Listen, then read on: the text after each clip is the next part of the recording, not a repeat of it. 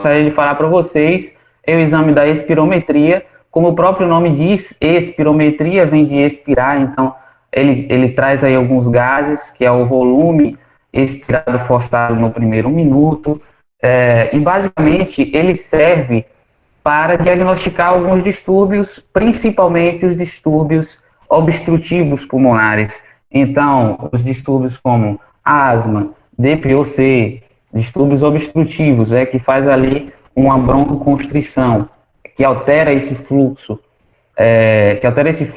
esse fluxo expiratório, tá?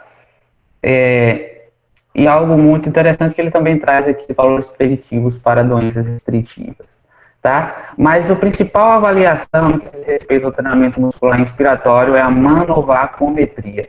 São medidas relativamente simples, mas que a gente temos que ter muito cuidado no momento de avaliar, para não dar um falso positivo, um falso negativo. Nós temos que ter muito cuidado em relação a isso. Então, são as medidas de PI e pé máxima, que significa pressão inspiratória máxima, que é a pressão gerada principalmente pelo músculo diafragma, como já falamos aqui, e a pressão expiratória máxima gerada aí pelos músculos expiratórios, tá? Quais as indicações para a manovacometria? É o que eu já acabei de falar aqui.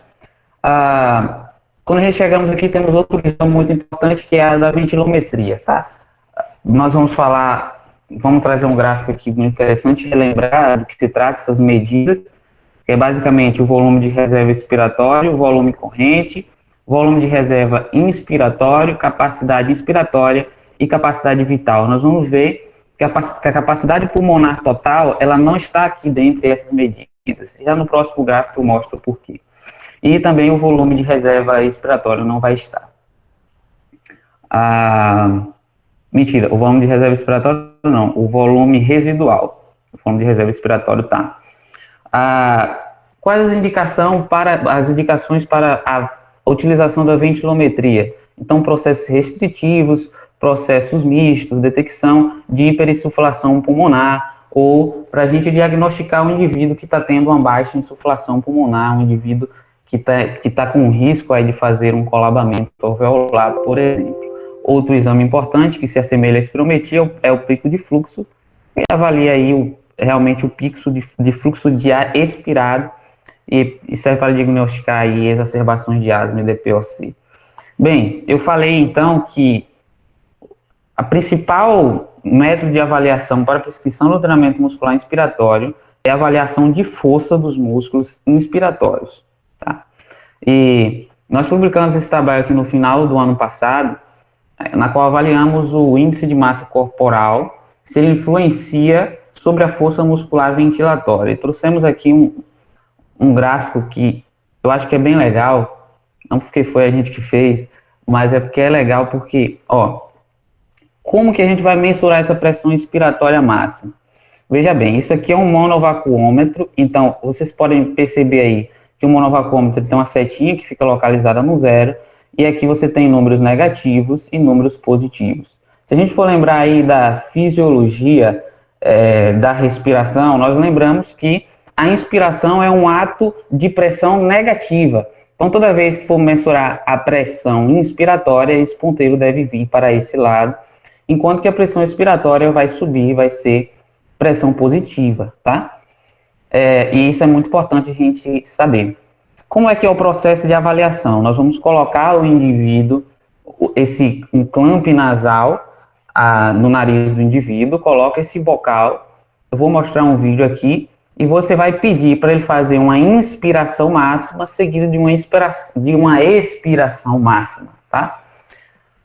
E você vai seguir, dá 30 segundos de intervalo, e você pede novamente para o indivíduo fazer uma inspiração máxima, seguida de uma expiração máxima, 30 segundos, e faz novamente. Qual o valor que você vai considerar? Você vai considerar o maior valor de PI máximo obtido aqui. Por exemplo, se na terceira tentativa o valor for maior que na segunda, você vai ter que repetir essa tentativa após 30 segundos, porque assim, evitar o efeito de aprendizagem do teste.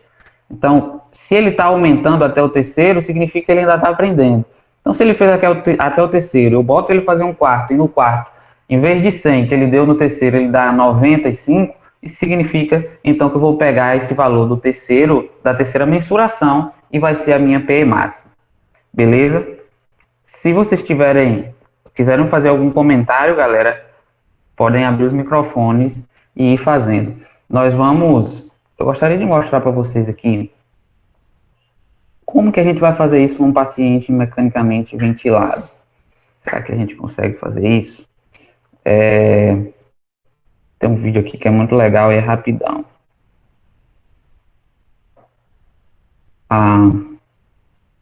Veja bem. Vocês estão vendo aí a minha tela. O que é que vai acontecer? Claro que ele tá colocando aqui no indivíduo que não está entubado, mas está simulando, né? Então o indivíduo vai estar deitado, ele já precisa estar consciente, óbvio que um indivíduo sedário não tem como fazer isso. Você vai colocar aí, ele vai estar provavelmente vai estar com o tubo aqui, o ramo INS vai estar conectado no filtro EPA, e aí você vai colocar no ramo inspiratório lá, conectar ao monovacuômetro e pedir para ele fazer aqueles comandos lá que eu te falei. Que deu uma pressão relativamente alta, porque é um indivíduo saudável, mas quando a gente traz isso para indivíduos que estão geralmente em ventilação mecânica, esse valor vai ser bem menor. E aí aqui, ó, vocês podem ver a conexão dentro do tubo, ó, a gente consegue conectar no tubo, e aí pede para esse paciente fazer o comando. É interessante que modifique ali o grau do leito do indivíduo, deixar ali a 60 graus para que possa fazer essa mensuração. Tá? E existem alguns valores preditivos, tá? Algo simples, não precisa decorar, mas vamos tratar mais de PI máxima do que de PE máxima. Indivíduos de 40 anos para baixo devem ter uma pressão expiratória maior que 100, enquanto que indivíduos de 50 anos para cima, vocês podem ver que varia aí de 86 para 85 a menos 53 a pressão expiratória em homens, tá? Isso é a média. Então, no indivíduo normal deve ser isso aí. E na ventilação mecânica é importante a gente lembrar desses valores, tá?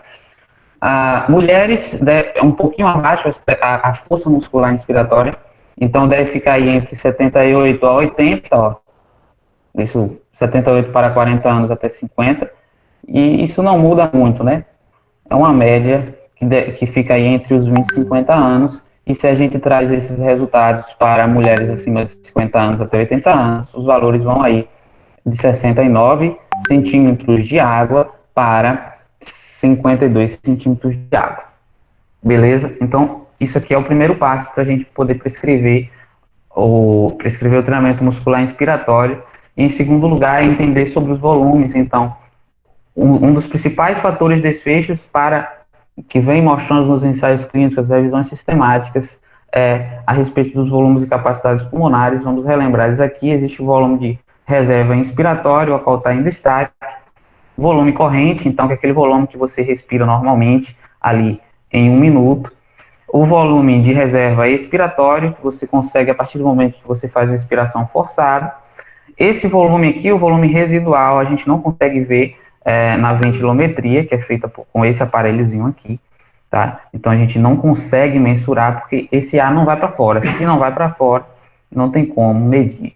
Tá? E as capacidade inspiratória, que é a junção aí do volume corrente com o volume inspiratório, a capacidade vital, que é a junção de todos os volumes que a gente consegue modular aí voluntariamente, a capacidade funcional residual, que é a soma do volume de reserva expiratória e residual, e a capacidade pulmonar total, que é outra capacidade que a gente não consegue ver na ventilometria. Isso é questão de prova, eu já vi isso numa prova de residência. Tá? Outra questão que é muito importante dentro da ventilação mecânica é entender sobre o índice de respiração rápida e superficial. O índice de respiração rápida e superficial também é chamado de índice de Tobbe, tá? Que Tobbe é o autor. Ele é um preditor de sucesso do desmame ventilatório, tá? Por que é importante sabermos isso aqui? Porque são fatores de desfecho também dos trabalhos, e o treinamento muscular inspiratório tem um efeito positivo sobre esse índice, tem um efeito positivo sobre o sucesso no desmame. Então, é de suma importância também nós avaliarmos com um dos fatores preditivos, tá? E esse índice nada mais é do que a frequência respiratória dividido pelo volume corrente, você multiplica aí vezes 1000, que formar assim o índice. Tem alguns valores de normalidade que nós vamos mostrar lá na frente. Na verdade, já está aqui, ó, valores acima de 105, possível falência no desmame, e abaixo de 105, o possível sucesso no desmame, tá? Bom, e esse aqui é o último parâmetro que a gente vem mostrando em relação à avaliação pulmonar desse indivíduo. Se vocês quiserem fazer algum comentário, pode fazer, viu, galera? Abra os microfones e pode falar. Outro fator muito importante, nós estamos falando de musculatura, e quando a gente fala de musculatura, estamos falando de energia, de produção energética, e nós temos que levar em consideração 3 fatores que são muito importantes. Quais são eles? Músculo, circulação e ventilação. Então, o indivíduo que está na ventilação mecânica, ele tem um grande problema, na maioria das vezes, principalmente quando se trata de Covid, é que na questão da ventilação, é um indivíduo que ele não está com a perfusão legal, então ele tem um problema na ventilação que acaba prejudicando a eliminação do CO2 e que acaba prejudicando a absorção de oxigênio. E muitas das vezes, por exemplo, em pacientes obstruídos, como pacientes com doença arterial obstrutiva periférica, então há uma obstrução do fluxo sanguíneo, e acaba que não chega esses gases da maneira correta. Assim como um carro, como uma moto, ela precisa de oxigênio para gerar combustão, e ao mesmo tempo que ela gera combustão, ela libera CO2, o nosso corpo é da mesma maneira, tá? Se não houver quantidade suficiente de oxigênio chegando, não vai haver combustão, e se não eliminar o CO2, esse músculo não vai funcionar da maneira correta. Esse mecanismo de Wassermann traz um pouquinho sobre isso. Mas como que isso se aplica dentro do treinamento muscular inspiratório? Nós temos escrito um pouquinho sobre isso, sobre a prescrição do limiar anaeróbico, ou a prescrição do treinamento muscular inspiratório através do limiar anaeróbico. O que é o limiar anaeróbico? O limiar anaeróbico é a transição de um exercício de leve para moderada intensidade. Então a gente sabe que o exercício ele só tem efeitos para treinamento, para ganho de força, para aumento de potência, seja o que for que você for treinar, se você treinar acima do limiar anaeróbico, que é em moderada intensidade. Então, é o momento que você começa a utilizar a glicólise de forma anaeróbica para produção de energia. Tá? E a gente conseguiu ver isso através da avaliação do limiar glicêmico dos músculos inspiratórios. Então, o limiar, eu vou mostrar para vocês aqui no próximo estudo. Esse aqui é o que eu acabei de falar. Nós temos que trabalhar dentro desse espaço 2 aqui, que é a fase anaeróbica compensada, tá? A fase anaeróbica compensada, exercício de moderada intensidade, deve ser levado em consideração para que a gente possamos prescrever o treinamento muscular inspiratório, tá? Então, o conhecimento da fisiologia do exercício, ele é de fundamental importância dentro do ambiente de terapia intensiva, para que a gente até não coloque cargas altas demais, como vamos ver em alguns trabalhos aqui. Nesse trabalho nós avaliamos isso, a questão do limiar glicêmico, do limiar anaeróbico dos músculos inspiratórios, e descobrimos sim que tem como fazer o limiar anaeróbico. Ele aconteceu, se vocês podem ver aí, a 30%, ele variou na verdade, vocês vão ver na tabela, de 20% a 30%, mas ó, se vocês observarem aqui, nós fizemos a coleta de glicemia num teste como se fosse um teste de esforço físico máximo, um teste inspiratório máximo. Então, quando chegou aqui a 30% da API máxima, nós conseguimos encontrar aqui o ponto da curva a qual delimita o limiar glicêmico ou limiar anaeróbio. E observamos então, ó, que o Borg, referente desse ponto do limiar glicêmico, foi de 13, ou seja, se eu colocar um indivíduo para treinar a um Borg de 13, tá? Um Borg de 12, que pode variar aí de 12 a 14, um IC de 95%, esse indivíduo vai estar treinando dentro do limiar anaeróbico dele. E isso é algo muito interessante que ainda não tinha sido avaliado, a questão do limiar anaeróbico para prescrição de treinamento muscular inspiratório. E se a gente traz isso para a carga relativa, que é porcentagem da carga, ó, vocês podem ver que a 23% foi a média, podendo variar aí de 19% a 27% o índice de confiança. O professor André Cordeiro, acredito que alguns de vocês já conhecem, ele que é especialista nessa área de terapia intensiva, ele traz um pouquinho sobre, ele publicou esse trabalho aqui também no fim do ano passado, ou em meados do ano passado, que é a utilização do treinamento muscular inspiratório baseado no limiar anaeróbico na capacidade funcional de pacientes submetidos à revascularização do miocárdio, tá? E o que é que ele vem trazendo aqui? Esse gráfico é muito interessante nós observarmos, tá? Comumente na literatura, o que é que observamos? Que o treinamento muscular inspiratório é utilizado numa carga de 40%, tá? De 40% a 60%. Então, o grupo controle deles foi composto justamente por uma carga de 40% da PI máxima do indivíduo. Enquanto que a porcentagem da carga referente ao limiar anaeróbico que foi mensurado nesses indivíduos, então indivíduos cardiopáticos que iriam ser submetidos a uma cirurgia eletiva de revascularização do miocárdio, e eles treinaram aqui a 20%, que seria aí o local do limiar anaeróbico.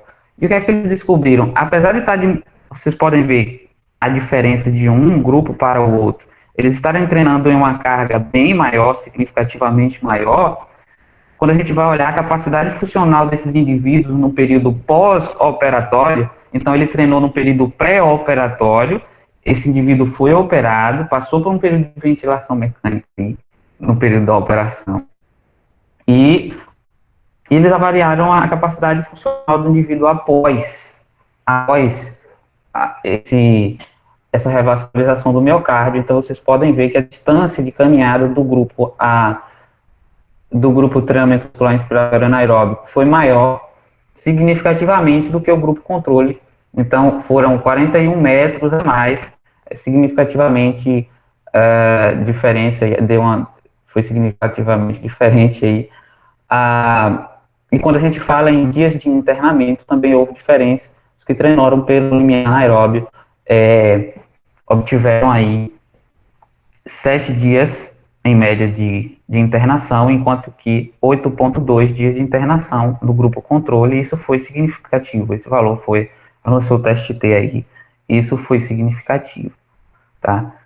E esses são dados muito interessantes, por isso que um diferencial agora é a gente levar em consideração também o limiar anaeróbico. A gente pode fazer isso, prescrever exercício para esse indivíduo através da percepção subjetiva do esforço. Então, prescrever ali num Borg entre 12 a 14, uma carga entre 20 a 30%, é mais benéfico do que você colocar um indivíduo para trabalhar uma carga mais avantajada. E olha que resultado interessante. Por isso que é importante nós termos esse conhecimento prévio, né, da fisiologia do exercício, termos esse conhecimento prévio do treinamento especializado, para que assim possa prescrever da maneira correta. Isaías, meu brother, você quer falar alguma coisa? Fale aí. Vocês estão muito calados, galera. Vocês conseguiram ler os trabalhos que eu enviei aí? Podem me interromper a qualquer momento. A gente falou aí em treinamento muscular inspiratório, as bases fisiológicas para isso. Outro ponto importante é a questão do metaborreflexo diafragmático. Alguns trabalhos vêm mostrando isso, a importância do treinamento muscular inspiratório para diminuir o metaborreflexo. O metaborreflexo nada mais é do que uma ação protetiva do nosso organismo. O músculo diafragma, ele é um músculo vital porque ele é um músculo da inspiração. Então, se eu coloco esse indivíduo para fazer um exercício físico, tá? E esse indivíduo ele é não treinado, acaba que o exercício, o diafragma dele requer uma quantidade muito maior de substrato energético e de oxigênio para aumentar aí o seu metabolismo, para assim haver contração muscular. E isso faz com que haja uma ativação simpática eferente a uma resposta do controle cardiorrespiratório localizado no bulbo, vai fazer vasoconstrição periférica. Isso limita o fluxo sanguíneo, prejudica a execução de exercícios físicos. Então, muitas das vezes você vai fazer um exercício físico no ambiente de terapia intensiva, o paciente ele não vai bem no teste de caminhada 6 minutos, simplesmente porque ele está com a exacerbação do metaborreflexo diafragmático. O diafragma dele está fraco, então ele não consegue andar da maneira correta. Esse trabalho vem mostrando um pouquinho sobre isso, cerca de 20% do débito cardíaco, que é a quantidade de sangue ejetada por minuto pelo coração, é direcionado só para o músculo diafragma, por conta do músculo, por conta desse metaborreflexo. E o TMI, ele reduz isso, tá? Como vocês podem ver. Vamos chegar então agora aqui nas fases do desmame ventilatório. Nós falamos um pouquinho sobre as questões fisiológicas para a prescrição do treinamento muscular inspiratório, mas agora vamos chegar aqui à fase do desmame, as fases específicas que podemos prescrever o treinamento muscular inspiratório, tá? É 7h40, vamos adiantar aqui. Temos estudos bem interessantes e específicos falando sobre o treinamento muscular inspiratório no período da ventilação mecânica. São 7 fases aí, na verdade, 4 fases que estão envolvidas aqui no início do desmame. E essa fase pré-desmame é aquele momento que você admite o paciente na ventilação mecânica, então você está preocupado na curalização, você está preocupado em curar essa doença de base primeiro, ainda não está preocupado em desmamar. Tá? Nessa primeira etapa aqui, você não vai, de maneira alguma, colocar o indivíduo para fazer treinamento muscular inspiratório. Tá? E treinamento muscular inspiratório, quando eu estou falando para vocês, não é só colocar um power brief, não é só colocar um threshold para ele treinar. Treinamento muscular inspiratório, como vamos mostrar em uma revisão aqui posterior, ele pode ser feito com ajuste da ventilação. Então, ajuste de sensibilidade chamado. Então, você ajusta a sensibilidade, você começa a ativar a musculatura para poder você disparar a inspiração, é o momento de disparo. E nesse momento aqui, pré-desmame, você ainda não vai fazer esse ajuste de sensibilidade para treinar o músculo do indivíduo, porque você quer curar a doença de base.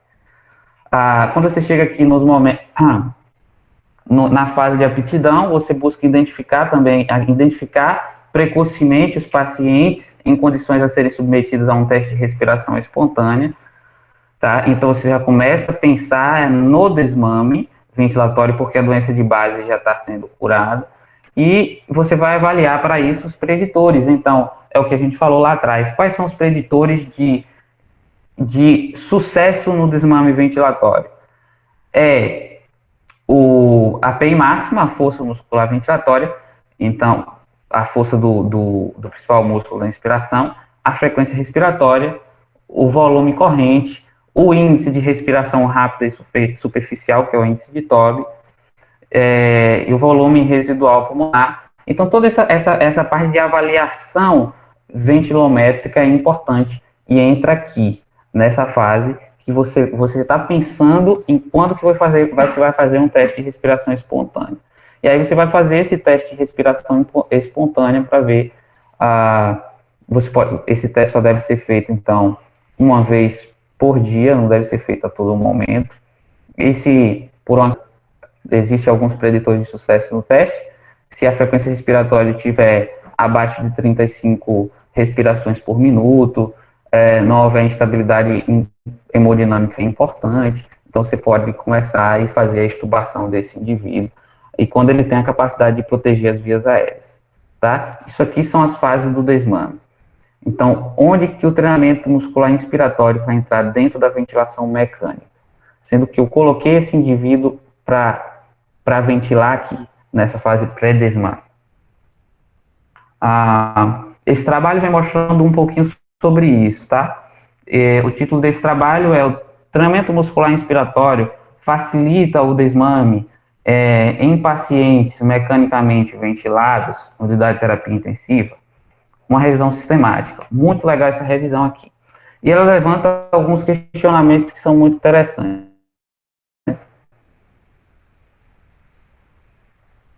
Qual é o primeiro deles? O primeiro questionamento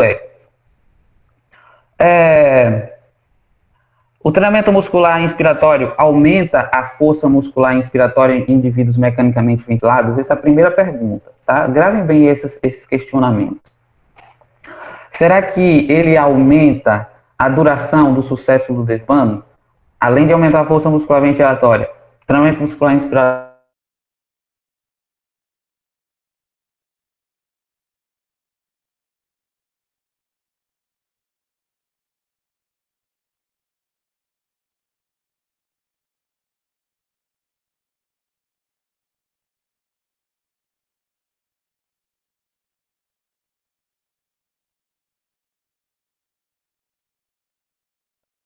de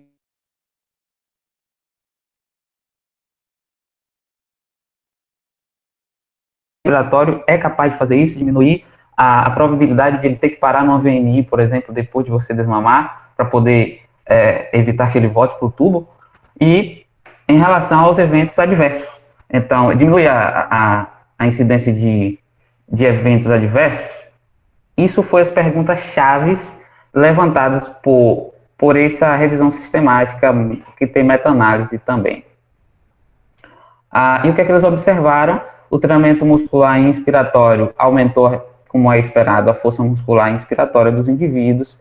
Ele diminuiu o índice de respiração rápida e superficial, que é um preditor de sucesso no desmame, como eu mostrei lá atrás, tá? Então, ficou naquela... Vocês lembram lá que tem que ficar abaixo de 105. Aumentou a chance de sucesso no desmame, um risco, uma proteção aí, ó, se você olhar o risco relativo, de 1,34. Então, toda vez que avaliamos risco relativo, se esse paciente, razão de risco, perdão, estamos falando de razão de risco aqui, se tivesse abaixo de 1, significaria que seria um risco fazer o treinamento muscular inspiratório, mas esse está acima de 1, então é um benefício. O William já está levantando o dedo aqui para falar sobre estatística, né, William? Não, é só corrigindo aí esse negócio do risco relativo, é ao contrário. Negativou, proteção, positivou, risco. Só para... Mas nesse caso aqui é benefício. Nós estamos falando de treinamento muscular inspiratório, então houve benefício a respeito do treinamento no sucesso para o desmame, tá? Bem, o que mais eles verificaram aqui? Que houve benefício em relação também a utilização de ventilação não invasiva. Então, os indivíduos que treinaram a musculatura respiratória não necessitavam de você colocar uma ventilação não invasiva após o desmame, e diminuiu o tempo de internação de terapia intensiva desses indivíduos mecanicamente ventilados, tá? Então, esses dados aqui, o que esses dados sugerem?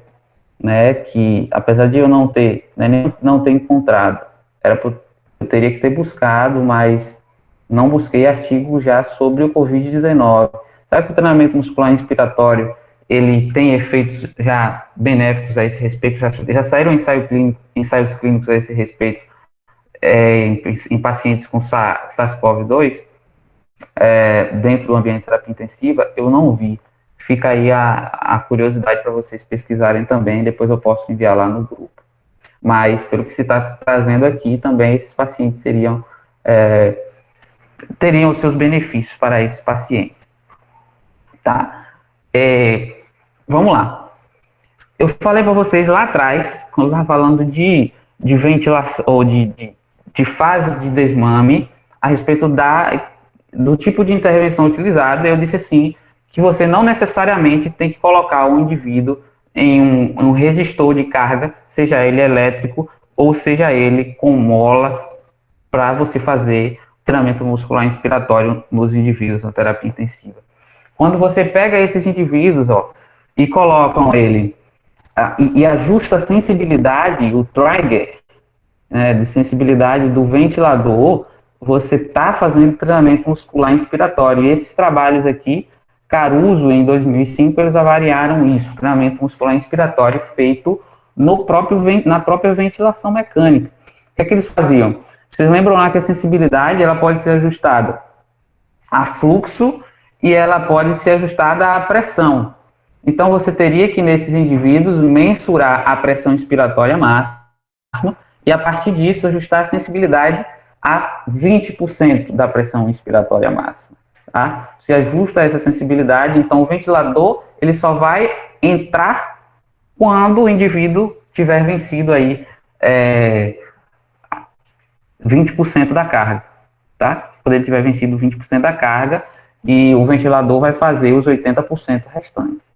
Certo? Isso é uma maneira de treinar, e como é a prescrição, nesse trabalho aqui, nesse ensaio que está dentro da revisão sistemática, vocês podem observar que eles fizeram a 20% da PI máxima durante 5 minutos, tá? 2 vezes por dia, 7 dias por semana, tá?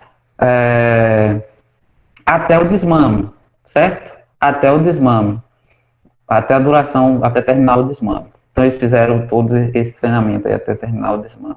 Aqui, embaixo, você tem um trabalho mais recente, um ensaio clínico mais recente, de 2014, que também utilizaram 20% da PI máxima, treinado também por 5 minutos, 2 vezes por dia, seguiram esses mesmos parâmetros até chegar ao desmame, se não me engano, também. Não, esse aqui também não foi até chegar ao desmame, não. Com a duração de 5 minutos, com o máximo de 30 minutos, em relação à pressão inspiratória máxima de 10. Sim, algo interessante que eles fizeram aqui foi que a cada dia eles iam aumentando de 10 em 10% a carga, baseado assim na resposta do indivíduo. Tá? Então, se o indivíduo ele apresentou uma percepção subjetiva do esforço, por exemplo, baixa, eles aumentavam aqui 10%.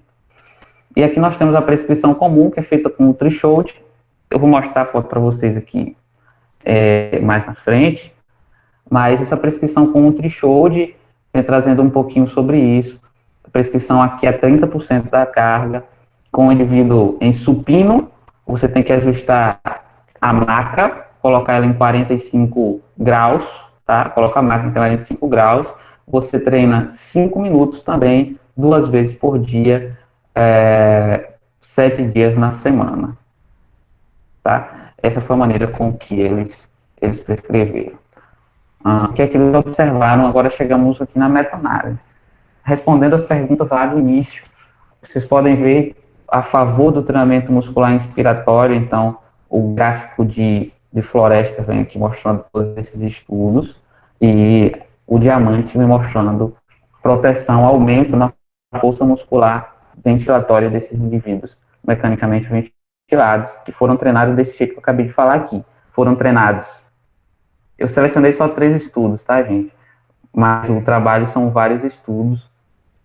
Eu coloquei aqui só 3, porque para mostrar para vocês que isso não é feito somente com um resistor de carga externa. Tá? E vocês viram um resultado positivo sobre a força muscular respiratória, também um fator protetor em relação ao índice de respiração rápida e superficial, tá? Então, poxa, ó, esse trabalho aqui ele é bem robusto, o índice de confiança, ó, variou bem pouquinho. Esse aqui é um trabalho menos robusto, então ele bateu na trave, mas apesar dele ter batido na trave, não deu efeito nenhum, bateu na linha de nulidade. Esse outro trabalho ele é muito robusto, o N dele é grande, o quadradão aqui do meio é grande, e a variação é pequena. Então, quando a gente vai lançar isso no diamante, você vê a favor do treinamento muscular inspiratório, quando se trata do índice de respiração rápida e superficial. Então, aquele indivíduo que ele começou a respirar, aumentar o volume corrente dele, ativação do músculo diafragma, isso é lindo, né? A gente aumenta a força e automaticamente o diafragma, ele consegue puxar mais o ar, aumentar o volume corrente do indivíduo e diminui a necessidade de uma frequência respiratória alta, tá? É esse o efeito do treinamento muscular inspiratório. Quando a gente vai avaliar em relação à duração para o desmame, né? Tem aqueles desmames resistivos que é acima de 7 dias, desmame difícil acima de 7 dias.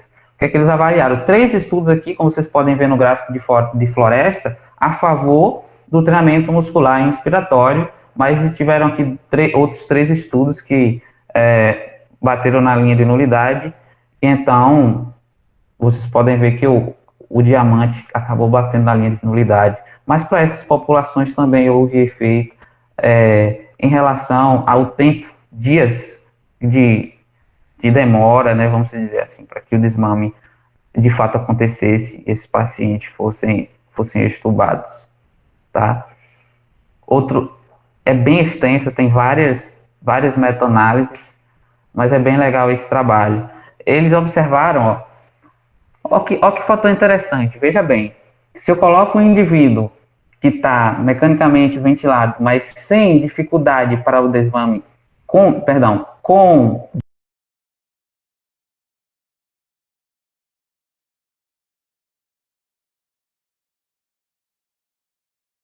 assim, né? Poxa, um efeito muito legal. O diamante está bem longe da linha de nulidade.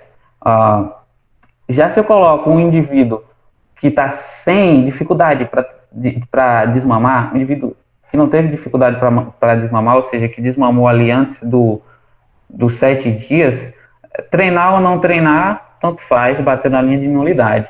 Tá? E esse último é uma somatória de tudo.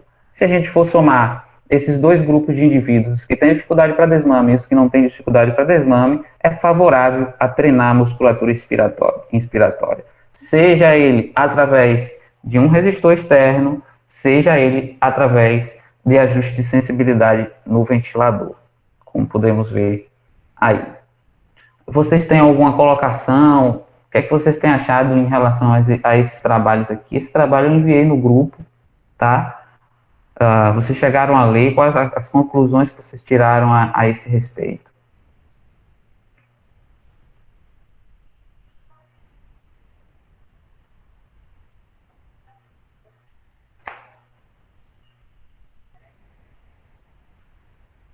Gente, o pessoal tá calado.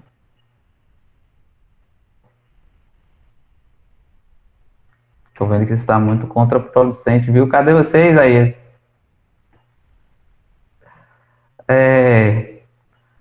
Vocês estão entendendo, galera, o que a gente está propondo aqui, o que a gente está trazendo? Lembrando o que o William falou lá atrás, isso aqui não deve ser uma aula, é um debate mesmo. Vocês podem ligar esses microfones aí e falar, viu?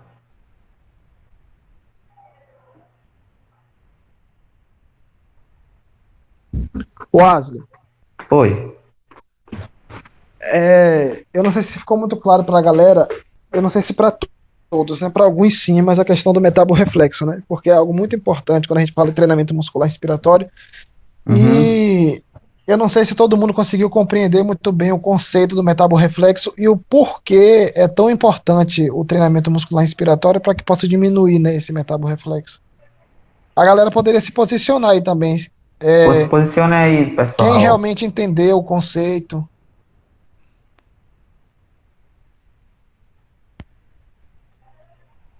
Vocês entenderam o conceito do metaborreflexo?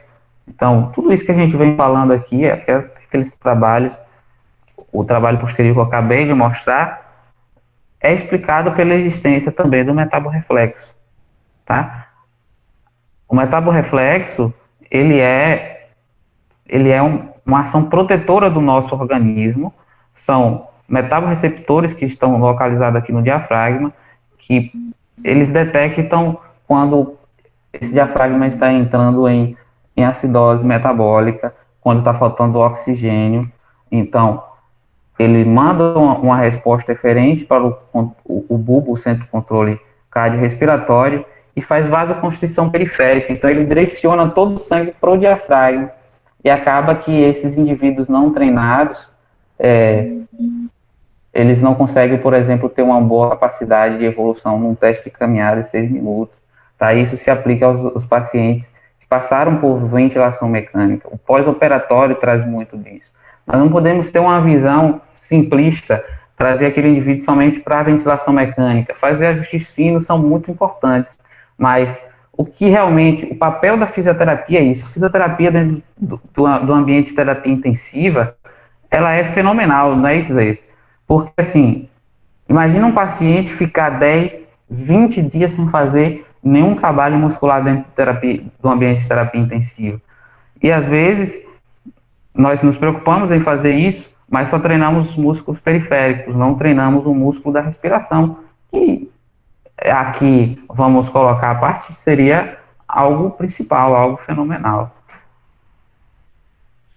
Exatamente, eu acho que a gente tem que estar sempre ligado, mesmo que o paciente, por exemplo, esteja lá, né, tá em ventilação mecânica, tá sedado, mas o nosso objetivo quando a gente olha para ele é pensar sempre o mais rápido possível em diminuir esse nível de sedação, começar a fazer com que essa musculatura respiratória ela trabalhe. E aí, porque a gente tem que pensar sempre em funcionalidade, né? Ele é um indivíduo que está ali naquele momento, mas que ele precisa continuar sendo funcional, né? E aí a gente falando por vida, né, pós a ventilação mecânica. E você traz o metaborreflexo e também traz aquela questão da engrenagem, que tem tudo a ver, né? E está diretamente ligado com funcionalidade. Porque a gente, às vezes, pensa no paciente, não é só como ganho de funcionalidade fazer mobilizações ativas, o mais precoce possível. Então, às vezes, tirar o paciente do leito, fazer sedestação. Mas só que essa questão do treinamento muscular respiratório também é muito importante, justamente pela questão da engrenagem, né? Porque, assim, eu tenho um músculo diafragma que ele já está ali. O paciente, às vezes, que está em ventilação mecânica, está com sepse. Então, às vezes, o paciente já tem uma lesão que é induzida pela própria ventilação. Às vezes, tem disfunção mitocondrial, disfunção metabólica. Então, é uma chuva de coisas naquele diafragma. É uma musculatura que sofre bastante. E aí a gente já percebeu que quanto mais ela sofrer, mais destreinada ela for, maior fluxo sanguíneo ela vai roubar, por assim dizer, né? Se ela rouba maior fluxo sanguíneo, o que você falou do metaborreflexo, não sobra sangue para a musculatura periférica. Então imagine um paciente desse, que já é um caos, né? Já está ali uma cascata de coisas ruins, por assim dizer. E aí esse diafragma ainda vem e rouba esse fluxo sanguíneo que deveria ser melhor direcionado para as periferias, né? Para os músculos periféricos. Então é um paciente que vai ter dificuldade em realizar as atividades de vida diária básicas e simples. Então, em pensar além, né? Pensar que o treinamento muscular respiratório, eu não vou melhorar somente questão respiratória, eu vou melhorar a funcionalidade no geral, o indivíduo no geral, né? Perfeito. Eu acho que isso é a base de tudo, né? Nós temos que levar em consideração um diagnóstico diferencial mesmo, porque assim, se a partir do momento que eu treino esse indivíduo desde o pré-operatório, por exemplo, em pacientes de cirurgias cardíacas, ou que eu treino esse indivíduo em pacientes que estão sendo ventilados mecanicamente, como pode ser no caso do COVID, eu vou melhorar a função no pós-extubação. Isso é importante, nós não podemos pensar só no momento da intubação, o pós é muito importante. Quando a gente fala de metaborreflexo, isso vai facilitar a nossa vida para que chegue mais sangue na periferia, e chegando mais sangue na periferia, vamos poder assim fortalecer melhor esses músculos, tá? Esse músculo ele vai poder ter um metabolismo da maneira correta, ele não vai entrar em acidose metabólica tão rápido assim, ele não vai entrar no limiar anaeróbico tão rápido assim. Então, esse indivíduo a gente vai ter a capacidade de treinar melhor ele. Isso é interessante, né? Porque as coisas acabam se ligando, principalmente na UTI, né? A gente fala de metaborreflexo, de treinar essa musculatura. Aí, às vezes, a gente passa pelos modos ventilatórios e não entende por que eles existem, né? O paciente para pensar, o paciente em PSV, ele está fazendo um treinamento muscular respiratório. Sem carga, sim, depende do que o terapeuta vai colocar lá de sensibilidade, se vai diminuir, se vai aumentar ou não. Mas quando eu coloco o paciente em PSV, ele está fazendo o quê? A inspiração e expiração ativamente. O ventilador ele só vai entrar quando o paciente ele falhar. Então aí entra algo a mais, ou seja, algo que já pensaram lá atrás, em criar um módulo ventilatório, onde o paciente vai começar a treinar essa musculatura, vai começar a ativar esse diafragma, vai fazer com que ele volte a seu estado mais próximo do seu estado normal, para que quando ele for desmamado, saia desse tubo, ele não saia com tanto déficit, né? Então é um pensamento, um raciocínio clínico de lá atrás, onde a gente, como fisioterapeuta, tem que pensar, né? Por que eu uso PSV? Então, a explicação básica é o metaborreflexo, né? E o porquê eu fazer treinamento muscular respiratório nesses pacientes. Então, aí também está a explicação, porque esse paciente precisa disso. Esse aí com esse déficit, principalmente pacientes cardiopatas, eles têm esse déficit de, como é que se diz, de metaborreflexo aí aumentado. Esse metaborreflexo aumentado vai piorar essa situação cardíaca dele. Então, tem que ser esse cuidado aí, principalmente em pacientes quando a gente pensa em parte circulatória e cardíaca. O William falou algo bem interessante, porque assim, é preciso ter muito cuidado, né, para estabelecer esse tempo de corte, em que o paciente ele já pode começar a ter essa musculatura treinada, porque, como tudo na ventilação mecânica, as decisões precisam ser bem acertadas, porque um detalhe pode fazer toda a diferença.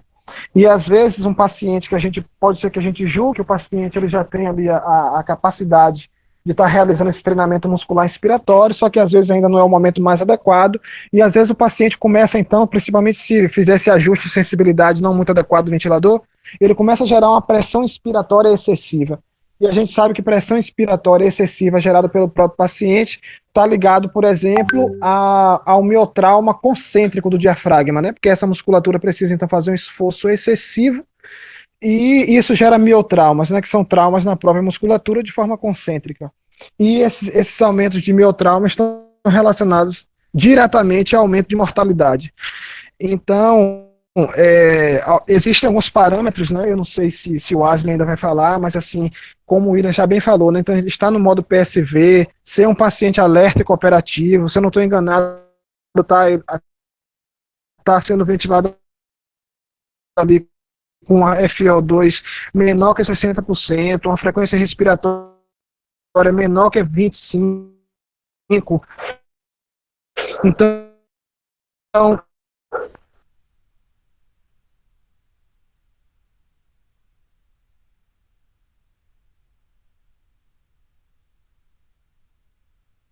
existem alguns parâmetros para a gente estar atento aí e saber o exato momento, porque as duas coisas são verdadeiras, né? A gente quer realmente que esse paciente ele comece a trabalhar com essa musculatura o mais cedo possível, já que a gente sabe que o maior tempo de repouso dessa musculatura respiratória tarde demais, nem que essa musculatura repouse demais, mas a gente também não sei se travou aí para você. Com traumas, né, com lesões, e isso também, assim como...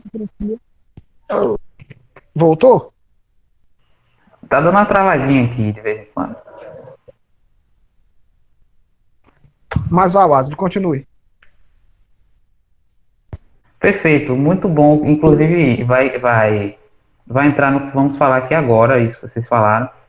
Isso tudo entra na capacidade do terapeuta em ter um raciocínio clínico legal e levar em consideração todos os fatores que envolvem a questão do exercício, né? E o fator biomecânico também é muito importante. A gente considera que os conhecimentos fundamentais da prática do fisioterapeuta, né? É o conhecimento da biomecânica para você prescrever um exercício, é o conhecimento da fisiologia do exercício, que inclusive a gente vê muito pouco. Nós tivemos uma matéria só no terceiro período para todo o nosso currículo, mas esse raciocínio é muito interessante. Outra coisa aqui que devemos levar em consideração é a existência da disnapse. O que é a disnapse? É um fator biomecânico envolvido no trabalho muscular ventilatório.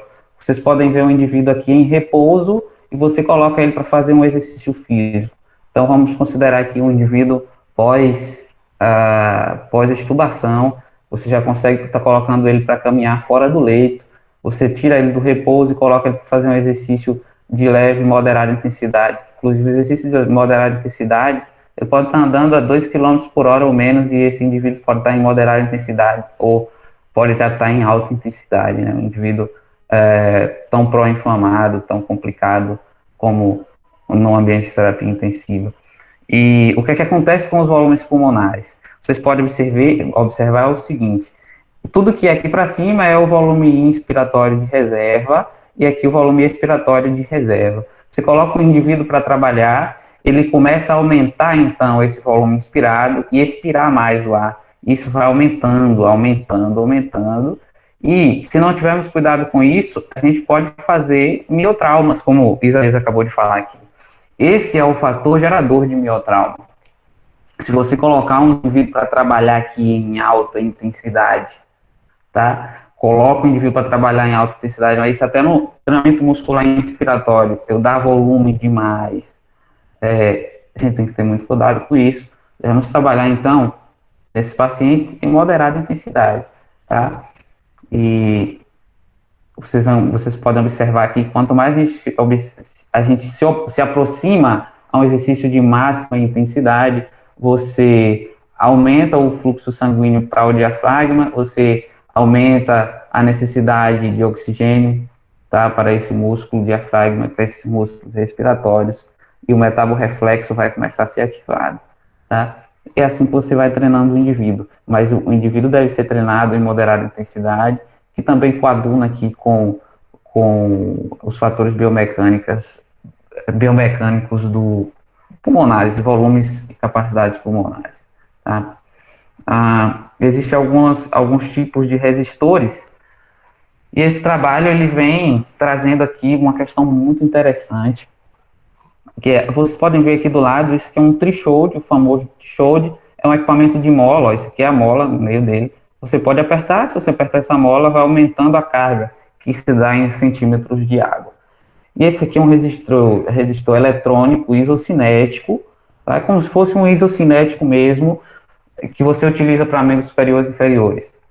Só que isso aqui é um isocinético para o treinamento muscular inspiratório. O grande problema é, esse bichinho aqui é caro, viu? Mas é muito bom. Se vocês forem observar a diferença entre os dois, qual o melhor utilizar? É óbvio que o mais caro sempre vai ser o melhor, né? E os gráficos vão mostrar isso. Quando a gente traz aqui para os resultados desse trabalho, o que ele mostra?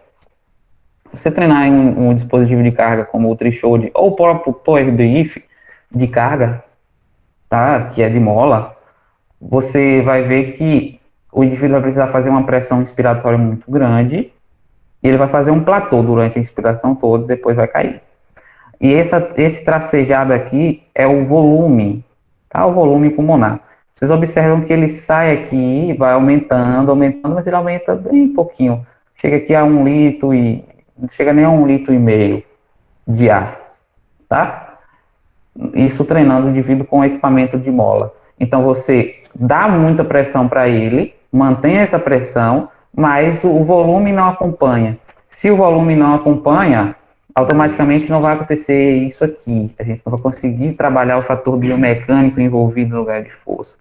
Da mesma maneira que você, para ganhar força e hipertrofia no indivíduo, trabalho de hipertrofia, você precisa trabalhar até o ponto ótimo ali, né, da fibra. Você não pode estender aquela articulação demais, nem esticar demais, para não chegar no período de suficiência passiva daquela fibra. A mesma coisa se aplica ao treinamento muscular inspiratório, tá? Alguém ia falar? Manu? A mesma coisa se aplica ao treinamento muscular inspiratório. Então, se eu não gero um volume adequado, automaticamente o meu diafragma ele não vai se contrair da maneira adequada e se estender da maneira adequada. Vocês podem ver que quando eu treino esse indivíduo com equipamento isocinético, o que acontece? Eu faço um pico de pressão, mas essa pressão vai diminuindo ao longo da inspiração, enquanto que o volume vai só crescendo. Por isso que é isocinético. Olha como ele vai crescendo de maneira linear, tá? Ele vai crescendo de maneira linear, chegando aqui até 3 litros. Então, eu consigo aumentar esse volume, além dos benefícios relacionados à força muscular ventilatória. Esse tipo de aparelho aqui vai me trazer também benefícios relacionados à ventilometria, né? Então, vai aumentar meus volumes, minhas capacidades pulmonares. Quando a gente traz isso para a força também, esse gráfico, o próprio trabalho vem mostrando, em azul aqui, treinamento com isocinético. Olha como a força ela vai aumentando ao longo das semanas. Na 8ª semana, ela está bem maior do que na 8ª semana, realizando aqui com equipamento de mola, isso com a mesma carga de pico, tá? E esses dados são bem interessantes. Isso aqui é um vídeo da utilização do isocinético. Deixa eu ver se ele abre. Deixa eu tirar esse laser.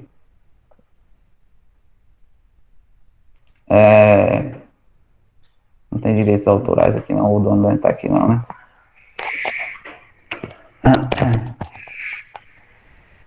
Então vocês podem observar, isso aqui no período de coleta de dados, esse aqui é o aparelho.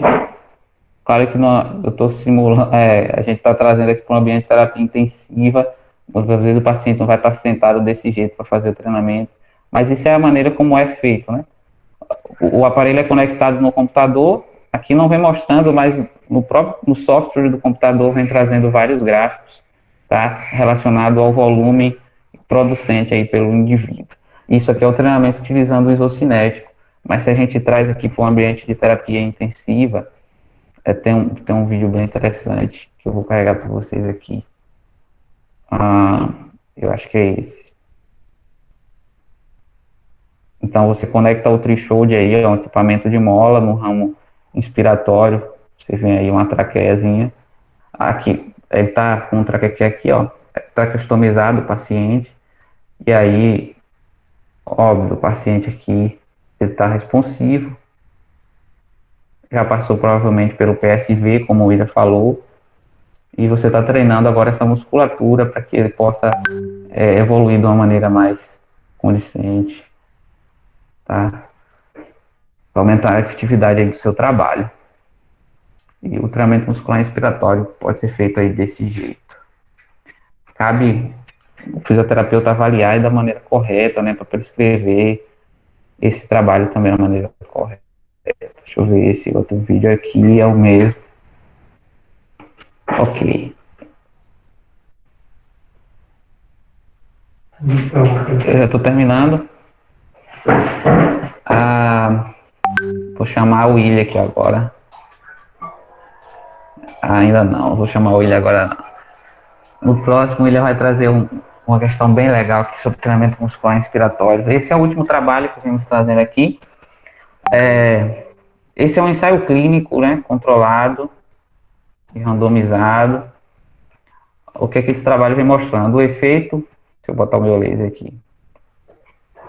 O efeito de 5 dias de treinamento muscular inspiratório na unidade de terapia intensiva, no pré-operatório, tá?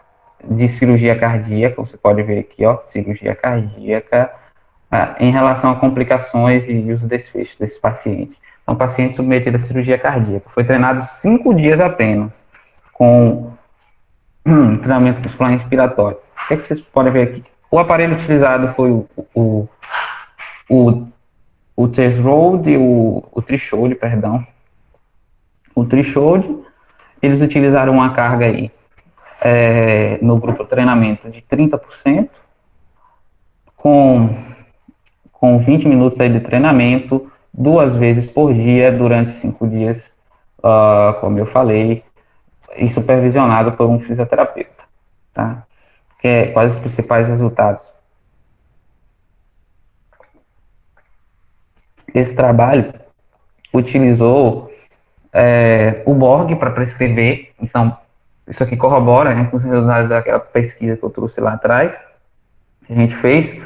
Então, utilizar a percepção subjetiva do esforço, galera, é um método simples, mas que os trabalhos vêm mostrando uma correlação muito legal entre a percepção subjetiva do esforço e o limiar anaeróbio. Trabalhar um Borg ali, o Borg original, né, de 12 a 14, ou trabalhar ali no Borg de 6 a 7, que é o Borg modificado, na escala de 0 a 10. Tá? E eles utilizaram, então, esse aparelho, fizeram um treinamento muscular inspiratório, com incremento de carga por dia aí de 5%. Todos os dias eles aumentavam 5% de acordo com a percepção subjetiva do esforço do indivíduo. E o que é que eles observaram? Eles orientaram o paciente a fazer uma respiração diafragmática da maneira correta. Então, o que eu achei muito legal, que eu nunca vi em nenhum outro estudo, porque assim, não tem muito bem um parâmetro de prescrição exata para cada indivíduo. Ainda há uma contradição muito grande para o treinamento muscular inspiratório em relação a isso. Tá? Eles diferem muito, os estudos diferem muito. E esse trabalho é algo que eu não tinha visto ainda. Eles treinavam o indivíduo durante 20 minutos, como você pode ver aqui, e era 20 minutos ininterruptos, a não ser por essa pausa aqui de 5 a 10 segundos. Então, você colocava o indivíduo para fazer uma respiração diafragmática com 5 respirações. Então, o indivíduo fazia 5 inspirações e descansava de 5 a 10 segundos. Ia fazendo isso até se interar aí 20 minutos e fazia isso 2 vezes por dia, tá? Durante 5 dias, no pré-operatório de cirurgia cardíaca. Vejam só, 5 dias de treinamento. O que é que eles observaram? Muito interessante esses resultados. A capacidade funcional desses indivíduos. Em relação à função de força, houve diferença significativa. Então, não houve aqui em relação ao grupo controle, mas houve em relação ao grupo intervenção, 86 para 100 centímetros de água. Então, se a gente vai olhar o volume respiratório forçado no primeiro minuto, então, que é um preditor de função pulmonar, houve também diferença significativa. Também, se a gente avalia aqui o FVC, que significa aí a capacidade vital forçada, então todos esses parâmetros de função pulmonar foram significativamente maiores no pré-operatório aqui, e quando a gente traz aqui para o pós-operatório, o que é que encontramos? Dias de internação após operação. No grupo controle, 9,38 e no grupo intervenção, 7,51. E esses resultados traz aqui em relação. Ele divide em avaliações, avaliação 1, avaliação 2, até avaliação 4, e nível de PPC, que significa aí a comparação com o pós-operatório, a complicações pulmonares pós-operatórias. Então, veja bem, indivíduos que treinaram, fizeram treinamento muscular inspiratório, eles tiveram uma menor complicação pulmonar pós-operatória. 27 indivíduos tiveram complicações pulmonares pós-operatórias no grupo controle, enquanto que apenas 10 indivíduos tiveram no grupo intervenção. Em relação à pneumonia, 7 tiveram no grupo controle, enquanto que apenas 3 no grupo intervenção. Então, lembrando que eles treinaram 5 dias na fase pré-operatória. Muito legal. E algo que eu acho interessante é que eu vou abrir um parêntese, tá? Para a gente fechar a nossa discussão, e o William vai trazer algo bem legal aqui também.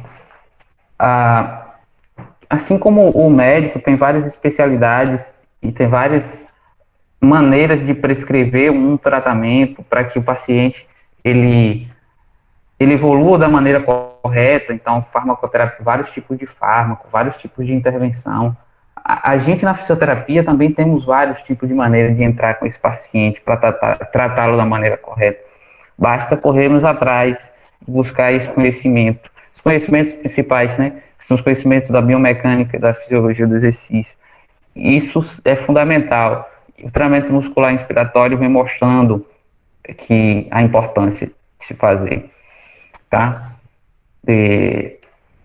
Chegamos aqui, então, a uma fase. Vocês queriam comentar alguma coisa em relação a isso? Quiseram por abrir o microfone aí e falar. Mas tem algo muito interessante. E o Respiron? O Respiron é algo que nas redes sociais aí bomba, né? O pessoal diz que não serve para nada e tal. Será que serve para alguma coisa ou não serve? E aí, qual a opinião de vocês? Vocês leram o trabalho?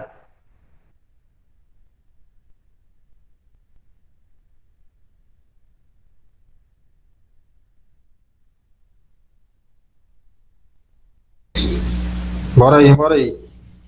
Quem dá mais. E aí, o Respirão serve ou não? Segundo o que vocês veem, você vê os especialistas na área falando, você vê seus professores falando, a prática clínica de vocês, que usou Respirão aí nos hospitais, na fase de reabilitação pós-Covid, na enfermaria. E aí, serve ou não serve? Ou serve? Serve em alguns casos, não serve em nenhum caso. E aí? Bora lá. Bora fazer uma votação aí no chat. Quem bota aí sim ou não, se serve ou não serve. Sim, se serve, não que não serve. Bora votar. Respirão serve ou não serve? Sim, porém não, Isaías. Boa resposta, Isaías. falou tudo e não falou nada. Serve para gastar dinheiro. Alex falou que serve para gastar dinheiro. Bora lá. E aí, quem dá mais? Depende de que, Isaías?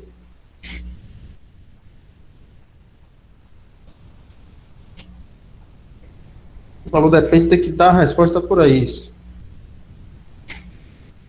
Bora lá, nós temos mais gente aqui na reunião, a não ser que a metade esteja dormindo. Mas não tem mais gente aí, bora ver aí. Responda aí, pessoal, no chat pelo menos. O respirão serve ou não serve?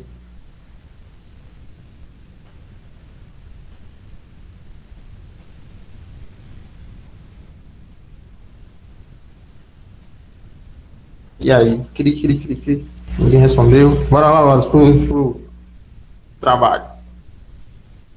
Chegamos a esse trabalho de 2015 e não tem nada mais nem nada menos como um dos coautores, Fábio Maciel, nosso presidente da nossa Associação Brasileira de Terapia Intensiva e Fisioterapia, que eles foram testar se realmente esse Respiron, eles estão usando o Respiron, o Athletic 1, esse que está na tela é o Classic, se ele tem eficácia ou não nesses pacientes pós-operatório tardio, que são pacientes que ficaram um mês ali sem fazer nada pós-operatório, ou seja, pega esses pacientes após um mês da cirurgia. Um ensaio clínico randomizado, e ele tem um N de 14, certo? O N já diz que o estudo não é um bom estudo para se fazer inferência, porém, tem os resultados aí, Quando a gente vai para os resultados, primeiro aqui, ó, vamos para essa tabela aqui. Os pacientes do grupo controle, vamos para o grupo controle. Tanto o grupo controle como o experimento, eles fizeram um protocolo de reabilitação cardiorrespiratória. Como que funcionava esse protocolo? Era 30 minutos ali na esteira, ou, no caso, eles fizeram bicicleta, né? 30 minutos de bicicleta e exercício neuromuscular, que era exercício de flexão, de cotovelo, abdução horizontal do ombro, flexão ou extensão do joelho e dorsiflexão do pé. Certo? Era o exercício que eles faziam. Posterior, essa sessão durava de 30 a 60 minutos, ou seja, de meia até uma hora, e era isso que ia feito. A parte da bicicleta e depois a parte neuromuscular. Todos os dois grupos fizeram isso, tanto o controle como o experimento. A diferença foi que no grupo controle, eles usaram esse Respiron, o Athletic 1, no nível 1, sem suspender nenhuma esfera, ou seja, eles faziam em baixo fluxo, pouco volume. Athletic 1. Já o grupo experimento, eles faziam suspendendo as 3 esferas, certo? E eles faziam uma carga aí, eles faziam uma porcentagem de 45%, 45 de centímetros de água, de acordo com os valores pré-estabelecidos pela fabricante desse Respiron. Vamos lá para os resultados, para ver, houve diferença ou não houve? Sim, a gente vai comparar, GS é grupo Chan é controle e GE é grupo experimento, certo? Se a gente comparar a PI máxima deles, antes e depois, o P que deu aí, 0,002. Ou seja, sim, houve diferença naqueles pacientes de pós-operatório tardio de cirurgia cardíaca, daqueles que fizeram baixo fluxo e daqueles que fizeram alto fluxo. Eu Respiron, o Atlético, certo? Quando a gente vai para o teste de caminhada de 6 minutos, também houve diferença, ou seja, aquelas pessoas que fizeram Respiron em alto fluxo, que levantaram as 3 esferas, eles tiveram um nível funcional mais elevado, que é isso que o teste de caminhada de 6 minutos quer me trazer, a funcionalidade desse paciente. Ou seja, o paciente já teve uma melhor funcionalidade. Já quando eu comparo aqui o DS-MRC, é uma escala de dispneia, certo? Que eles aplicaram antes e depois. Não houve diferença, ou seja, o Respiron, fazer ou não fazer Respiron, não impactou nesses valores de dispneia desses pacientes. Os valores que eu quero entrar em consideração é a PI máxima e a parte de funcionalidade. O estudo, ele comprova que sim, o Respiron foi eficaz e foi eficiente quando compara o grupo controle do experimento. Porém, o N ainda é pequeno para eu fazer uma inferência na população. Não existem muitos estudos sobre o uso do Respiron, porque já se caiu naquela ideia de que o Respiron não presta para nada. Não sei quem inventou isso. A gente sabe que realmente não funciona muita coisa, mas esse estudo ele está batendo contra. É um estudo já tem um tempinho? 2015. De lá para cá, muita coisa aconteceu. Mas é como a gente acaba falando, que um estudo ele não exclui o outro. Então eles são coadjuvantes. Um vai fazendo associação com o outro. Pelo menos para esse grupo de pacientes, o Respiron funcionou. Tem uma diferença aqui estatística que pode dar um erro, que é a diferença entre o controle do experimento antes e depois, de quase 100, se a gente parar para pensar aí no teste de caminhada, isso já influencia, né, num viés futuro, porque se você olhar 365 com 465 é 100 metros a menos. Então, isso já vai influenciar. Apesar de ter sido controle, foi feito, como se diz, um sorteio aleatório para dividir, mas houve diferença. Também tem diferença antes e depois de 10 centímetros de água no grupo experimento e grupo controle. Então, são fatores que podem influenciar. Mas, esse estudo quebra aquele paradigma de que o Respiron não funciona. Porém, entretanto, todavia, funcionou para esse grupo. Mesmo controlando, a gente pode ter uma suposição de que talvez não foi o Respiron que causou isso. Talvez pode ter sido o protocolo de reabilitação cardiorrespiratória que foi já pré-estabelecido para todos os grupos e causou isso, certo? Mas como controlou, a suposição aqui é que o Respiron, ele foi eficaz. Alguém quer falar algo contra, a favor? Quer trazer algo para ser coadjuvante? É um estudo, está publicado na revista da Sobrafim, é uma revista C, de baixo impacto, mas está publicado, então é algo que a gente precisa olhar com um olhar assim de cientista para ver se realmente o que falam é verdade ou funciona para um grupo, para outro grupo não funciona. Talvez nos grupos que foram feitos ele não funcionou, mas será que para um grupo específico ele não funciona? Ou ele não funciona para nenhum grupo? Então cabe a gente, como futuros pesquisadores, pesquisar algo sobre isso, né? Apesar da literatura trazer que não funciona, essa literatura trouxe que sim.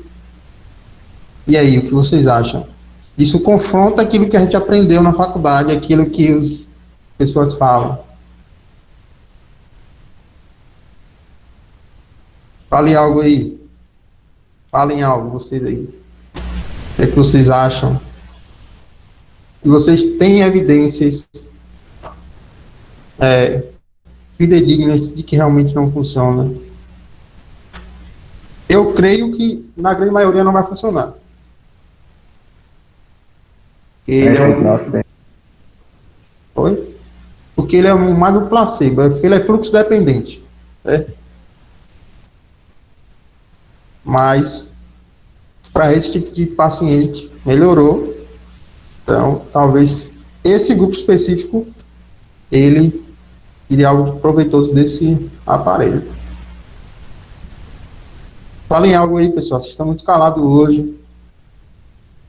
Aproveitem que hoje não tem os pessoais que entraram aí no meio da nossa discussão saíram, os que só eram de fora. Estamos aqui entre amigos e irmãos.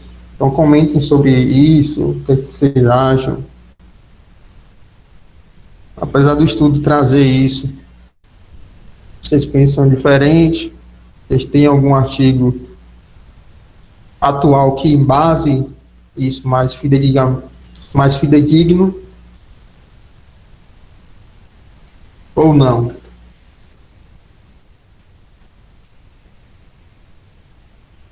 E aí?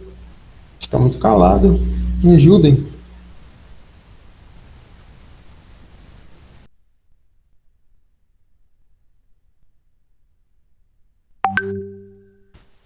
Bora lá, pessoal. Você não tem mais nada. William. Oi, pode falar. Sabe se há alguma revisão temática sobre? Eu pesquisei pouco, eu não cheguei aí profundo sobre, Uhum. para ver se realmente tem algo falando sobre isso. Pelo que a gente percebeu, não tem muita coisa não. Porque já cai naquela ideia de que não presta, então não É isso que eu tava discutindo aqui com o Isaías. A gente já cai naquela ideia que não serve, então não vou estudar. aí não se pesquisa, mas Não dá, acho que isso é errado. não cria muito interesse dos pesquisadores para realmente saber se serve ou não. Aí isso é algo errado. Eu penso assim, isso é algo errado. Você fica nocebando ainda, William, dizendo que não presta para nada. William, a graduação da carga do Respiron é feita de acordo com as esferas, né?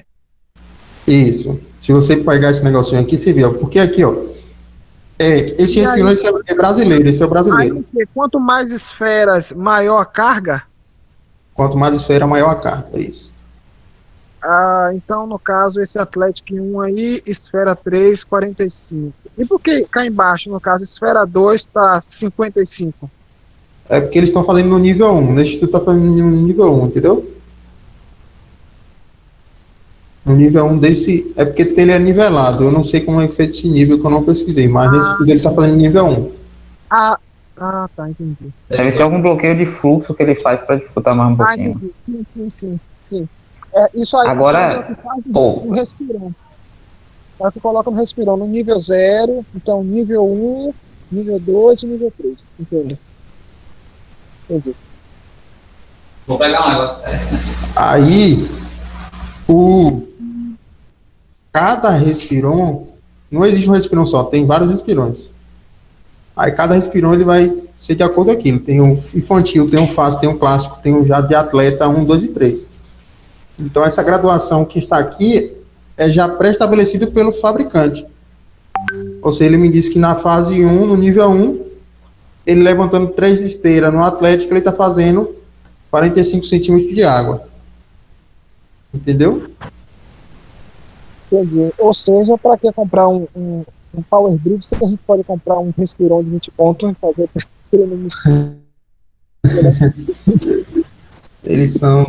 Eles já pré-estabelecem isso. De fábrica. Oi? Isso é algo que faz a gente pensar, né? Isso é como eu estava contando com o Alex aqui. Tudo bem, as pessoas falam, mas será que realmente em um grupo específico, como nesse estudo aqui serviu, tem um N14, tudo bem, mas serviu para esse grupo. Será que para um grupo específico assim, isolado, não sirva? Será que tem um grupo que melhore usando isso aí? Será que sim, é 100% descartável? Eu acho que um dos grandes problemas na fisioterapia é que, às vezes, nós montamos alguns paradigmas, né, Isaías, e achamos que, às vezes, até pesquisadores mesmo, acham que não presta e por isso não estuda. Né, por isso não estuda. Assim, não tem muitos estudos, se a gente for parar para pensar assim, sobre o Respiron. É uma técnica a fluxo, é diferente da carga por mola que esse parede aqui eu fui pegar. Então a gente tem um Power Brief, que está aparecendo aí, gente. Esse aqui é o Power Brief. Aí a gente pega ele aqui, se vocês olharem na minha câmera aí, ele tem uma mola aqui dentro, então a gente enroça aqui e vai colocando carga. ele é nivelado, nível 2, nível 3, 4. Cada nível desse corresponde, tem uma tabelinha lá trazendo que corresponde à quantidade de centímetros de água, tá? Que é a carga, como se fosse a RM. O quilograma que você coloca no leg press, por exemplo. Então, eu acho assim que deveria ser. Eu acho bem estranho o que está aqui, né? 45 centímetros de água é muita pressão. Eu não sabia que ele trabalhava com uma pressão tão alta assim. Se realmente trabalha, é algo assim, pensar, né? Não sei se essa tabela aí ela é fidedigna, se é comprovada mesmo que ele trabalha nessa pressão toda. É bom entender que é 45 para esse tipo de respirão, porque o que a gente está acostumado a ver é o clássico, ele só vai até 30. Então, quando o paciente ele já é um atleta algo do tipo, ele vai aumentando a graduação e muda também o tipo de equipamento.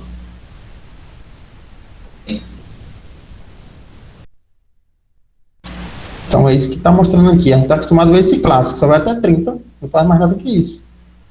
Mas o estudo trouxe algo a mais, ou seja, se fala muito do clássico. E bora botar o Atlético em 1 para ver se há mudança. Houve mudança. Eles fizeram 45, ou seja, 15 centímetros de água a mais do que o clássico faz. E um estudo duplo cego ainda, viu? Então fica essa interrogação na nossa mente. Ele é 100% descartável? Ou serve para algo? Em um grupo específico ele vai funcionar e em outro, na outra grande maioria, não. Então, cabe a gente, como futuros pesquisadores e pesquisadores que somos, a fazer essa pesquisa e ver se realmente já não tem muito estudo, não. Se tem, são desatualizados. Bora fazer algo sobre isso. Bora pegar os pacientes aí e ver. Porque ficar ouvindo só aquilo que seu professor fala ou que algumas pessoas falam, aí fica difícil. Temos que ter esse senso crítico sobre isso, né? Porque modo ventilatório. O que funciona para tal paciente e o que não funciona. A literatura hoje não é clara sobre isso. O qual é melhor usar. E aí? Será que se fazer um estudo em paciente de tal tipo, usando tal modo, e outro modo em tal tipo, será que você não consigo ver, esse paciente cardíaco, ele é melhor em VCV. Paciente neurocrítico, que já fala, né, que é VCV, paciente cardíaco é melhor em PCV, paciente tal é melhor nesse modo. Então a gente vai afunilando o conhecimento para dar uma terapêutica mais eficaz para esse paciente. Quando a coisa é muito ampla, a gente acaba fazendo aquela terapêutica e nos convém, né? Porque não tem nada na literatura, a literatura não entrou em consenso ainda, então eu vou botar o paciente lá no modo que eu quiser. Então fica esse pensamento aí para vocês, como futuros profissionais, futuros também pesquisadores, que a grande maioria aqui creio que será.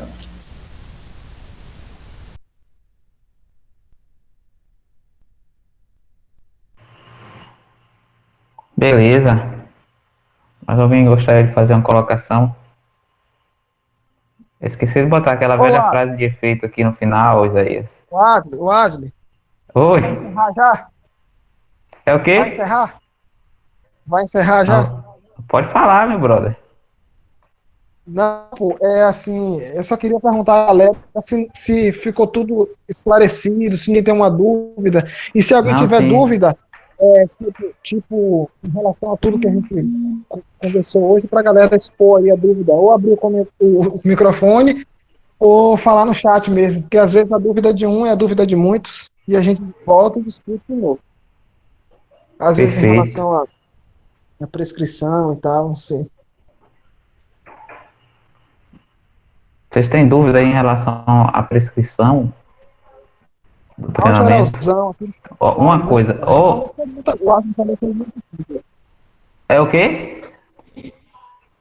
Você falou sobre muita coisa aí, não só prescrição. de tudo aí que você abordou, se a galera conseguiu compreender bem. É, ou foi uma merda, ou ou a galera entendeu aí, velho. Porque ninguém falou nada.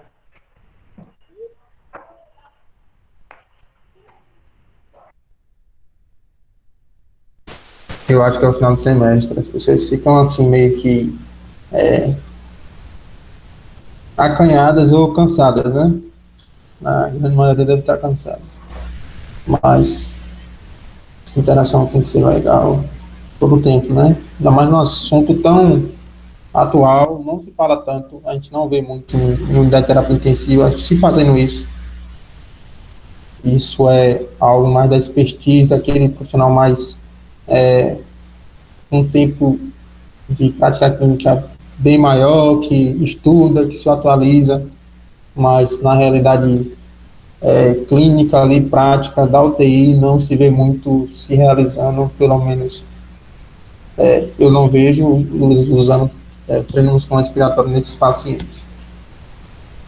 Então é algo que precisa a gente debater muito, tudo que é atual a gente precisa debater, porque é algo que é a nossa vida, pessoal. Para quem quer ir para a unidade de terapia intensiva, você acorda, já tem algo novo.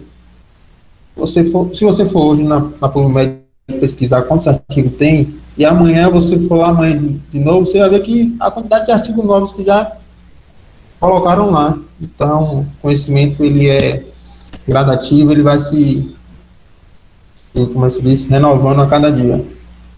Então, o que o Wesley trouxe aí foi de suma importância para a nossa prática clínica.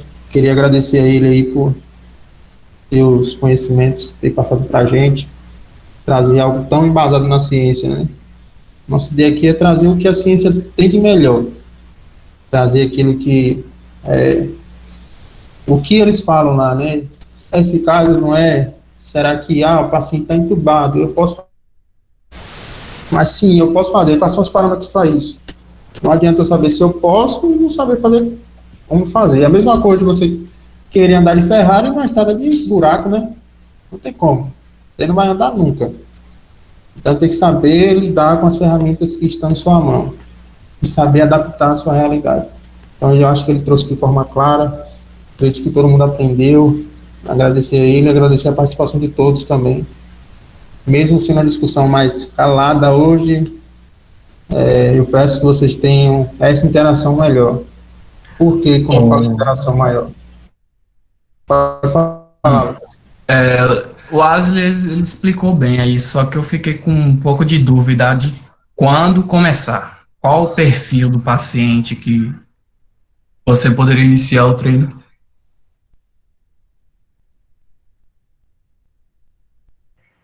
É interessante a colocação, que às vezes a gente vem trazendo um trabalho atrás do outro e isso não fica muito claro, né? A gente falou aqui basicamente de dois aspectos. No pré-operatório, então, pacientes com cirurgias eletivas, o paciente já tem data marcada para fazer uma cirurgia cardíaca. Aí você vai lá, tem aquele trabalho, 5 dias de treinamento pré-cirurgia. Tem um trabalho de André Cordeiro que vem trazendo sobre isso. Mas, de maneira geral, isso acontece em casos separados, cirurgias eletivas.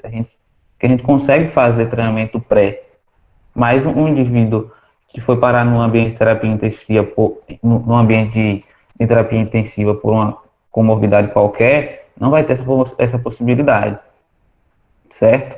Então, você vai ter que iniciar quando? Você vai ter que lembrar lá daquele esqueminha que a gente trouxe. Deixa eu botar aqui de novo, colocar aqui de novo. Quando é que você vai iniciar o treinamento muscular inspiratório nesse indivíduo? Você não vai iniciar pré-ventilação mecânica, porque é impossível você fazer isso. O paciente chegou lá por demanda. Você tem que lembrar dessas fases do desmame. Então, lá no início eu falei, ninguém vai pegar o paciente na fase pré-desmame e colocar ele para fazer um exercício respiratório, porque coloquei na ventilação mecânica justamente para curalizar esse paciente, para tratar a doença de base. Então, e um dos principais fatores para descansar o músculo diafragma dele que estava sofrendo por conta do desgaste pulmonar, certo? Por conta da doença pulmonar que está ali afligindo.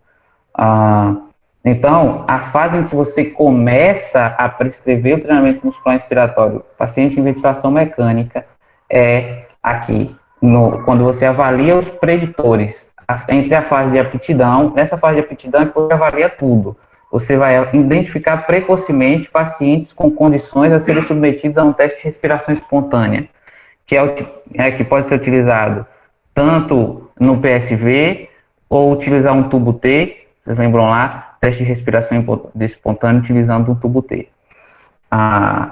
Então, nessa fase aqui, que você vai pensar em prescrever um treinamento muscular inspiratório, tá? Então, quando o paciente está havendo essas melhoras no que diz respeito à PI máxima, a frequência respiratória do indivíduo está melhorando, os fatores de ventilação mecânica, o índice de respiração superficial. Então, aqui você vai começar. Pode ser que você não consiga começar a treinar logo aqui utilizando um aparelho de resistência. Então, você vai fazer o quê? Aquilo que a gente mostrou lá. Você vai treinar. Olha que prescrição interessante que os caras trouxeram aqui, né? Eles trouxeram uma prescrição baseada na sensibilidade, no traje de sensibilidade do ventilador. Então, ele mensurou a PI máxima dele e através disso, treinava de 5 minutos, 2 vezes por dia, por 7 dias na semana. Tá? O paciente respirando aí com uma PI máxima de 20%. Isso ajustando a sensibilidade do ventilador. Algo simples que você pode fazer, né, nesses pacientes que ainda não estão no modo PSV, aqui seria no modo controlado mesmo, mas você teria que fazer cuidadosamente essa análise aí, tá? Não pode ser naquela primeira fase de polarização. E posteriormente você pode treinar esses indivíduos aqui, ó. Quando você estiver realizando o teste antes mesmo de realizar os testes de respiração espontânea, utilizar o treinamento muscular inspiratório com o Trichode, por exemplo. Não sei se ficou claro. Cabe ressaltar que ele está falando de um paciente que você já imaginou junto com o médico uma possível extubação. Você não vai fazer isso com um paciente que chegou lá agudizado, certo? Você já pensou em, vou fazer um teste de respiração espontânea para ver se esse paciente responde. Ou seja, você já está pensando na extubação desse paciente. Você está preparando esse diafragma para isso. Para depois não pensar de, o paciente chegou agudo, eu vou fazer. Não. Como ele falou, a parte aguda, o paciente não faz nada, relaxa, o diafragma vai relaxar para manter aí o que? Diminuir aí essa doença ou essa doença de base. Né? Então, é um paciente que você já pensou assim com o médico, X dia, tal dia, daqui a uma semana, eu já quero tirar esse paciente do tubo. Então, vocês já vão fazendo essa pré-extubação.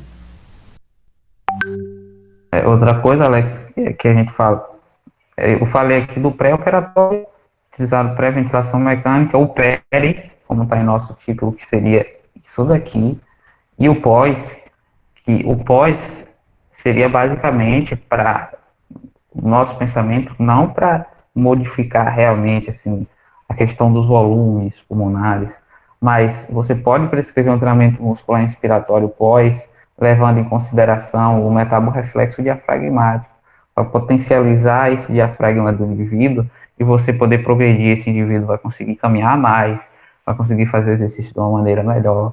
Então, com certeza isso vai influenciar bastante no pós-ventilação mecânica, você continuar treinando o diafragma dele. O diafragma que perdeu força, com certeza. Eu até perdi aqui o lugar onde está a figura. Então, o indivíduo que ele ficou, sei lá, 10 dias ventilados, eu não sei aqui especificamente quanto por cento de força de PI máximo ele perde, mas tem trabalhos que falam sobre isso, ele perde bastante força, em torno de 50%, tá? Então é muita força, você tem que recuperar isso aí. Mais alguma questão, galera?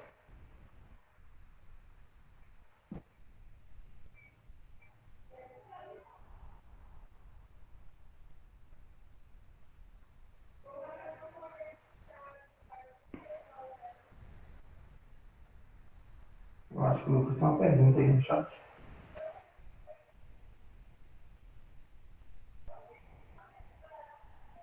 Ah, tá. Contraindicações do treinamento muscular inspiratório. A, a grande questão é, você não vai fazer o indivíduo, um treinamento muscular inspiratório, um indivíduo com estabilidade hemodinâmica. Então, o indivíduo que ele está com a hipotensão, por exemplo, você não vai fazer. Você lembra lá, se eu coloco o indivíduo para fazer um treinamento muscular inspiratório, o que acontece? Ele vai criar uma pressão negativa muito grande nesse pulmão, certo? Pressão negativa, colocando uma carga. Se eu negativo muito aqui, eu positivo muito na parte abdominal. O que acontece? Aumenta muito o retorno venoso. Se aumenta muito o retorno venoso, esse coração que já está baqueado, coração que está sofrendo lei de Frankenstein agora, chega mais sangue nesse coração, o coração vai ter que contrair com mais força, e aí vai gerar um déficit de oxigênio ainda maior, e aí você pode lesar esse paciente, tá? Então, nesses pacientes que estão hemodinamicamente instáveis é uma questão. Outra coisa, quando a doença de base não foi tratada, como a gente falou, o paciente ainda está muito pró-inflamado, paciente com Covid, por exemplo, ainda não eliminou aquele tanto de secreção que está lá dentro do pulmão dele, está tratando a doença de base, naquela fase pré-desmame. De jeito nenhum você vai fazer treinamento muscular inspiratório, nem com ajuste de sensibilidade. O ideal é que esses pacientes sejam totalmente entregues à ventilação, para evitar a vírus, né, a lesão pulmonar devido à ventilação mecânica. E essas são, acredito, são as principais contraindicações. Tá? Depois que passa essa fase pró-inflamada, que o indivíduo está estabilizado, então aí você pode começar a treinar o indivíduo. Ô, Manu, obrigado. Que dera, Isaías, você é o cara. E aí, Lucas, respondeu essa questão? Eu acredito que são essas, sim. Não tenho experiência de prescrever isso no ambiente de terapia intensiva. A gente já prescreveu aqui para alguns pacientes, e é muito legal, mas acredito que é isso, a experiência vai trazendo melhor essas questões para a gente. Os pacientes que têm Covid também tem que tomar cuidado na hora de prescrever isso pós o internamento. Pacientes que têm ali de 60% a 80% de comprometimento, eles acabam tendo um pulmão mais fibrótico, né? Então, na hora de você vai mandar carga ali, pressão respiratória máxima. Então, na hora de prescrever, começa com uma carga menor. Assim como tem o cuidado de usar VNI nesses pacientes, também tem que tomar o cuidado na hora de fazer treino muscular inspiratório, começar com cargas menores e avançando de acordo com a resposta do paciente. Ô, Rafa, esse amendoim aí tá difícil pra mim, viu? 300 conto amendoim, bicho. Como é que eu levo esse amendoim? Deus me livre. Valeu, galera. Mais alguma questão aí que vocês queiram mencionar antes que a gente finalize? Ó, falta 2 minutos. Estamos terminando em ponto, viu? Parabéns, Luísa. Tá sempre terminando em ponto. Por hoje é só. Agradecendo novamente ao Acre, a todos vocês. Fiquem com Deus, até semana que vem. Foi Deus. Quem abriu a semana que vem, já fiquem preparados. E já enviem os artigos com antecedência, por favor. Para que semana que vem todos os que quiser. Semana que vem não tem muita desculpa, né? Já está acabando o semestre, o pessoal já tem tempo para estudar. Então, vamos lá colaborar com conhecimento mútuo entre nós. Boa noite, galera. Com Deus. Bom descanso. Valeu, galera.